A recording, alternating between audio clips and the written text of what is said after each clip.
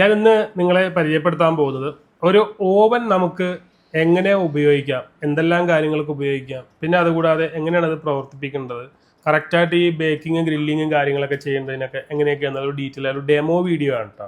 അപ്പം നമുക്ക് വീഡിയോയിലോട്ട് പോവാം. ഇതിപ്പോൾ ഒരു ബേസിക് ഓവനാണ്.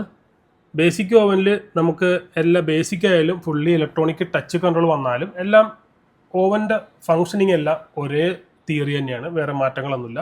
ഇങ്ങനത്തെ നോബുകളുടെ വ്യത്യാസങ്ങൾ മാത്രമേ ഉണ്ടാവുള്ളൂ. ഇതിനകത്ത് ശരിക്കും പറഞ്ഞാൽ നമുക്ക് മേളിൽ ഒരു ഗ്രില്ലിംഗ് കോയിൽ ഉണ്ടാവും. ഒരു ഓവൻ്റെ അകത്ത് വരുന്ന ഭാഗങ്ങളാണ്. ഇതിൻ്റെ അകത്ത് മേളിൽ ഒരു ഗ്രില്ലിംഗ് കോയിൽ ഉണ്ടാവും. ഗ്രില്ലിംഗ് കോയിലിൽ 2 ടൈപ്പ് ഗ്രില്ലിംഗ് ഉണ്ട്. ടർബോ കോയിലും ഉണ്ടാവും, നോർമൽ കോയിലും ഉണ്ടാവും. അത് ചില മോഡലിന് ഡിപ്പെൻഡ് ഓൺ മോഡൽ അനുസരിച്ചിട്ട് വ്യത്യാസങ്ങൾ വരാം. ചിലപ്പോൾ സിംഗിൾ കോയിലായിരിക്കാം. ഇതിനകത്ത് ഇപ്പോൾ ഡബിൾ കോയിലുണ്ട്. പിന്നെ ഇതിൻ്റെ താഴെ ഒരു കോയിലുണ്ടാവും ബേക്കിങ്ങിന് വേണ്ടിയിട്ട്.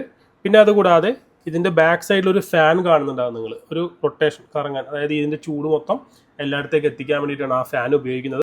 ഷവായി ചിക്കനൊക്കെ ചെയ്യാൻ പറ്റിയ കറങ്ങുന്ന രീതിയിലുള്ളൊരു കാര്യങ്ങളും കൂടി ഇതിനകത്തുണ്ട്. ഗ്രില്ലിങ് റൊട്ടേസറൊക്കെ ചെയ്യുന്നതിന് കാര്യം ഉണ്ടാവും. ഇത്രയുമാണ് ഇതിനകത്ത്. പിന്നെ ഒരു ഡിപ് ട്രേ ഉണ്ടാവും. ഇതിനകത്താണ് നമ്മൾ ഇതിൻ്റെ ഫുഡ് പാർട്ടിക്കിൾ അല്ലെങ്കിൽ ഓയിൽ കണ്ടൻറ്റ് കാര്യങ്ങളൊക്കെ നമുക്ക് ഇതിനകത്തേക്കാണ് കളക്ട് ചെയ്യുന്നത്.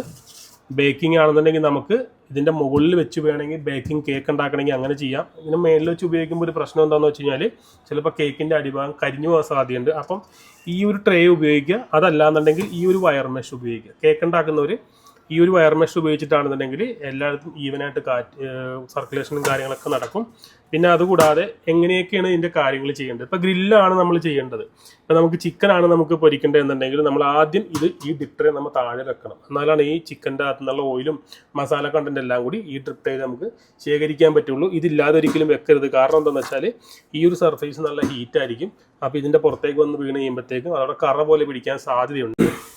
ഇതിനകത്താണ് റൊട്ടേസിൽ നമ്മൾ ചിക്കൻ കറക്കുന്ന കാര്യങ്ങളെല്ലാം കോർത്തിട്ട് നമുക്ക് ഈ ഒരു പാർട്ടാണ് ഇത് അതിൻ്റെ ഉള്ളിലോട്ട് കറക്റ്റായിട്ട് സെറ്റ് ചെയ്ത് വെക്കാൻ പറ്റും. ചിക്കൻ്റെ ഉള്ളിലോട്ട് കയറ്റി വെക്കാൻ പറ്റും ഷവായി അടിക്കാനായിട്ട്.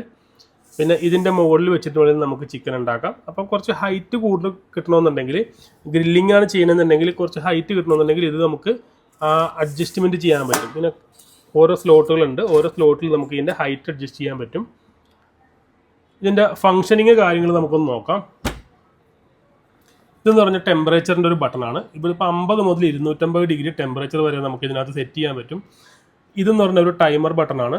ഇത് ഇതിൻ്റെ പ്രോഗ്രാം ബട്ടൺ. ഏതൊക്കെ പ്രോഗ്രാം ഏതൊക്കെ രീതിയിൽ നമുക്ക് വേണം കൃത്യമായിട്ട് ഉപയോഗിക്കാൻ എന്നുള്ളതിന് വേണ്ടിയിട്ടുള്ള ഒരു പ്രോഗ്രാം ബട്ടണാണ്. നമ്മൾ ഫസ്റ്റ് തന്നെ നമ്മളൊരു മിനിമം ഇപ്പോൾ ഒരു ബേക്കിംഗ് ആണ് നമ്മൾ ഉദ്ദേശിക്കുന്നതെന്നുണ്ടെങ്കിൽ നമ്മൾ ഫസ്റ്റ് തന്നെ ചെയ്യേണ്ടത് നമ്മളൊരു പ്രീ ഹീറ്റിംഗ് ചെയ്യണം. പ്രീ ഹീറ്റിംഗ് ചെയ്യണമെന്ന് വെച്ചാൽ നമ്മൾ ഇതിൻ്റെ അകത്ത് ഒരു ടെമ്പറേച്ചർ നിലനിർത്താൻ വേണ്ടിയിട്ടാണ്. അപ്പോൾ പിന്നീട് നമ്മൾ വെക്കുന്ന കേക്ക് എന്താണോ അത് കൃത്യമായിട്ട് ബേക്കിംഗ് ആയിട്ട് കറക്റ്റായിട്ട് നടക്കാൻ വേണ്ടിയിട്ടാണ് നമ്മളത് പ്രീ ഹീറ്റിംഗ് ചെയ്യുന്നത്. നമുക്ക് വേണമെങ്കിൽ ഒരു 100 ഡിഗ്രി ടെമ്പറേച്ചറോ എല്ലാം വെച്ചിട്ട് നമുക്ക് ജസ്റ്റ് ഒരു പ്രീ ഹീറ്റിംഗ് ചെയ്യാം. ഒരു 15 മിനിറ്റ് ടൈം കൊടുക്കുക. ഒരു 100 ഡിഗ്രി ടെമ്പറേച്ചർ സെലക്ട് ചെയ്യേണ്ട ഫംഗ്ഷൻ എന്ന് പറഞ്ഞാൽ ഇതിനകത്ത് മേളിലെ കോയിലോ താഴത്തെ കോയിലോ ഏത് വേണമെങ്കിലും സെലക്ട് ചെയ്യാം. അതിനകത്തൊന്നും പ്രശ്നമൊന്നുമില്ല. നമുക്കൊന്ന് ഈ ഓവൻ്റെ ക്യാവിറ്റിയുടെ ഉള്ളിൽ നമുക്ക് ഹീറ്റ് ചെയ്യാൻ വേണ്ടി മാത്രമാണ് പ്രീ ഹീറ്റിംഗ് ഉപയോഗിക്കുന്നത്. അതിനുശേഷം നമുക്ക് കേക്ക് വെക്കാം. കേക്ക് വെക്കുന്നതിന് മുന്നേ നമ്മൾ ഇത് കേക്കൊക്കെ ഉണ്ടാക്കുമ്പോഴത്തേക്കും കറക്റ്റായിട്ട് അത് ബേക്കിംഗ് ആയി കിട്ടാനായിട്ട് നമുക്ക് ഏറ്റവും നല്ലൊരു ഫംഗ്ഷൻ എന്ന് പറയുന്നത് മുകളിലുള്ള കോയിലും താഴെയുള്ള കോയിലും നടുക്കൊരു ഫാൻ ഉണ്ടാവും. ഫാനുള്ള മോഡലാണെങ്കിൽ ആ ഫാനും കൂടി ഉള്ള ഫംഗ്ഷനാണ് ഇടുന്നതെങ്കിൽ കേക്ക് നടുക്ക് വെച്ച് കഴിയുമ്പോൾ മേളിൽ നിന്നും താഴത്തു നിന്നും ഹീറ്റ് കിട്ടും. അതിനെ ഫുള്ള് റൊട്ടേറ്റ് ചെയ്ത് നല്ല ഈവനായിട്ട് കുക്ക് ചെയ്യാൻ പറ്റും. അങ്ങനത്തെ ഒരു ഫംഗ്ഷൻ ഇതിനകത്തുണ്ട്. ഇതിനകത്ത് ടർബോ കോയിലുള്ള മോഡലും കൂടിയാണ് കേട്ടോ. ഇതിവിടെ കാണുന്ന ഫംഗ്ഷൻ. ഈ കാണുന്നത് മേളിൽ ഒരു വരയും താഴത്തൊരു വരയും ഒരു ഫാനുമാണ്. അതിനെ സൂചിപ്പിക്കുന്നത് എന്താണെന്ന് വെച്ചാൽ മേളിൽ നമ്മൾ ടർബോ കോയിലുണ്ടെന്ന് പറഞ്ഞു. അപ്പോൾ അതിൻ്റെ സിംഗിൾ കോയിലേ വർക്ക് ചെയ്യുള്ളൂ. താഴത്തുള്ള ഒരു സിംഗിൾ കോയിലും നടുക്കുള്ള ഫാനും. അതാണ് ബേക്കിങ്ങിന് ഏറ്റവും ബെറ്റർ ആയിട്ട് വർക്ക് ചെയ്യുന്നത്. പിന്നെ ഈ ഫംഗ്ഷൻ എന്നുള്ള ഇത്രയും ഭാഗത്താണ് നമ്മുടെ ഓവൻ്റെ എല്ലാ ഫംഗ്ഷനിങ്ങും കാര്യങ്ങളൊക്കെ ചെയ്യുന്നത്. ഈ ഒരു ഫസ്റ്റ് ഇൻഡിക്കേഷൻ വരുന്ന ലൈറ്റാണ്. ഇതിനകത്തൊരു ലൈറ്റ് ഉണ്ട്. ലൈറ്റ് ഓൺ ആക്കാൻ വേണ്ടിയിട്ടാണ്. തൊട്ടടുത്ത പ്രോഗ്രാം എന്ന് പറയുന്നത് ഒരു ഡീഫ്രോസ്റ്റിംഗ് ആണ്. ഡീഫ്രോസ്റ്റിംഗ് എന്ന് പറഞ്ഞു കഴിഞ്ഞാൽ നമ്മളിപ്പോൾ ഫ്രിഡ്ജിൻ്റെ അകത്തുള്ള ഒരു ഐസായിട്ടിരിക്കുന്ന ഒരു ഫുഡോ അല്ലെങ്കിൽ എന്തെങ്കിലും സംഭവങ്ങളോ കാര്യങ്ങളൊക്കെ ഉണ്ടെങ്കിൽ അത് നമുക്ക് ഇതിനകത്ത് വെച്ചിട്ട് അതിനൊരു ചെറിയൊരു രീതിയിൽ നോർമൽ ടെമ്പറേച്ചറിലേക്ക് വരുത്താൻ വേണ്ടിയിട്ടുള്ളതാണ്. സെക്കൻഡ് വരുന്നത് പ്രീ ഹീറ്റിംഗ് ആണ്. തൊട്ട് അടുത്ത ഫംഗ്ഷൻ എന്ന് പറയുന്നത് ഒരു ലൈൻ ഉണ്ടാകും. ഒരു സിഗ്സാഗിൻ്റെ ഒരു പിക്ചർ ഉണ്ടാകും. അതിൻ്റെ തൊട്ട് താഴെ റൊട്ടേസറിയുടെ പടം കൊടുത്തിട്ടുണ്ട്. റൊട്ടേസറി അതായത് ഇപ്പോൾ നമ്മൾ കുറച്ച് മുമ്പ് കാണിച്ച ഒരു ചിക്കനൊക്കെ കോർക്കാൻ പറ്റിയ റൊട്ടേസറിയുടെ പടം കാണിച്ചിട്ടുണ്ടാവും. അതിൻ്റെ ഉള്ളിൽ തന്നെ ഒരു ഫാനും കൊടുത്തിട്ടുണ്ടാവും. അതിനർത്ഥം എന്ന് പറഞ്ഞു കഴിഞ്ഞാൽ നമ്മൾ ഈ ഒരു കോയിലിനകത്ത് 2 കോയിലുണ്ടെന്ന് പറഞ്ഞില്ല, ആ 2 കോയിൽ ഒരേ സമയം വർക്ക് ചെയ്യും. ഈ റൊട്ടേസറി കിടന്ന് കറങ്ങിക്കൊണ്ടിരിക്കുകയും ആ ഫാനും അതേസമയം അതിൻ്റെ ഹീറ്റ് എല്ലായിടത്തേക്ക് എത്തിക്കും. അപ്പോൾ ഗ്രില്ലിങ്ങിന് കുറച്ചുകൂടി നല്ല എഫിഷ്യൻ്റ് ആയിട്ടുള്ള കുക്കിംഗ് നടക്കാൻ വേണ്ടിയിട്ടാണ് ആ ഒരു ബാക്ക് സൈഡിൽ നിന്നുള്ള ഫാനും കൂടി വർക്ക് ചെയ്യുന്നത്. അതാണ് ആ ഒരു പ്രോഗ്രാം. അടുത്തതെന്ന് പറഞ്ഞു കഴിഞ്ഞാൽ സെയിം അത് തന്നെ, ഒരു വരയുണ്ടാവും, ഒരു സിക്സാഗ് ഉണ്ടാകും, ഒരു റൊട്ടേസറി മാത്രം ഉണ്ടാവും. അതിനകത്ത് ഫാൻ വർക്ക് ചെയ്യില്ല. നമുക്ക് നമ്മുടെ ഇഷ്ടത്തിനനുസരിച്ച് മാറ്റി മറിച്ചും ചെയ്യാൻ വേണ്ടിയിട്ട് മാത്രമാണ് ഒരു പ്രോഗ്രാം അങ്ങനെ കൊടുത്തിരിക്കുന്നത്. അത് കഴിഞ്ഞിട്ട് സെക്കൻഡ് ഓപ്ഷൻ എന്ന് പറയുന്നത് ഒരു ടർബോ കോയിലും റൊട്ടേസറി മാത്രമാണ്. അതായത് അതിനകത്ത് നോർമൽ കോയിലില്ല. അതായത് ഏറ്റവും ഹീറ്റ് കൂടിയൊരു കോയിൽ മാത്രമേ വർക്ക് ചെയ്യുള്ളൂ, ഹീറ്റ് കുറഞ്ഞ കോയിൽ അതിനകത്ത് വർക്ക് ചെയ്യില്ല. പിന്നെ തൊട്ട് ഉള്ള പ്രോഗ്രാം എന്ന് പറഞ്ഞാൽ നമ്മൾ നേരത്തെ പറഞ്ഞ ബേക്കിങ്ങിൻ്റെ പ്രോഗ്രാമാണ്. ബേക്കിങ്ങിന് മേളിലത്തെ ഒരു ലൈൻ ഉണ്ടാവും, താഴത്തെ ഒരു ലൈൻ ഉണ്ടാവും, ഒരു ഫാനും ഉണ്ടാവും.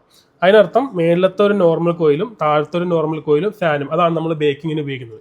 അതായത് ശരിക്കും പറഞ്ഞാൽ ഇവിടെ നിന്ന് ഇങ്ങനെ ഒരു 3 പ്രോഗ്രാം ഉള്ളത് ഗ്രില്ലിങ്ങിൻ്റെ ആവശ്യത്തിന്, ഇത്രയും വരെ നമുക്ക് ഗ്രില്ലിങ്ങിന് ഉപയോഗിക്കാം. ഇത് നമുക്ക് ബേക്കിങ്ങിന് ഉപയോഗിക്കാൻ 3 പ്രോഗ്രാം നമുക്ക് ബേക്കിങ്ങിന് ഉപയോഗിക്കാൻ വേണ്ടിയിട്ടാണ് അത് ഡിസൈൻ ചെയ്തേക്കണം. രണ്ടാമത്തേന്ന് പറഞ്ഞു കഴിഞ്ഞാൽ നമുക്ക് ഇതിനകത്ത് മേളിലൊരു വരയും താഴത്തൊരു വരയും മാത്രമേ ഉണ്ടാവുള്ളൂ. നടുക്ക് ഫാനോ റൊട്ടേസറോ കാര്യങ്ങളോ ഒന്നുമില്ല. അപ്പോൾ മേളിലും താഴത്തെ കോയിൽ മാത്രമേ ഹീറ്റ് ആവുള്ളൂ, വേറെ പ്രോഗ്രാം ഒന്നും അതിനകത്തില്ല. തൊട്ടടുത്ത പ്രോഗ്രാം എന്ന് പറഞ്ഞാൽ താഴെ മാത്രമുള്ള, അതായത് ബേക്കിംഗ്. മേളിൽ നിന്ന് കോയിൽ ഹീറ്റ് വരുന്നില്ല, താഴെ മാത്രം ബേക്കിങ്ങിന് വേണ്ടി മാത്രം. അതിനാണ് ഈ ഒരു 3 ഫംഗ്ഷൻ ഉപയോഗിക്കുന്നത്. ഇത്രയൊക്കെയാണ് ഇതിൻ്റെ ഒരു ബേസിക് ആയിട്ടുള്ളൊരു ഓവൻ്റെ ഇൻഫർമേഷൻ എന്ന് പറയുന്നത്. ടൈമർ നമുക്ക് എത്ര വേണമെങ്കിലും നമുക്ക് ആവശ്യാനുസരണം കൂട്ടാം. ഒരിക്കലും ഈ ഒരു ടൈമർ നമ്മൾ തിരിച്ച് ആൻറ്റി ക്ലോക്ക് വൈസിലേക്ക് ക്ലോക്ക് വൈസ് നമ്മൾ തിരിച്ചു വെക്കുന്നു, റൈറ്റിലേക്ക് തിരിച്ചു വെക്കുന്നു. നമ്മൾ മാനുവലി നമ്മൾ ലെഫ്റ്റിലേക്ക് തിരിച്ച് ഒരിക്കലും കൊണ്ടുവരരുത്.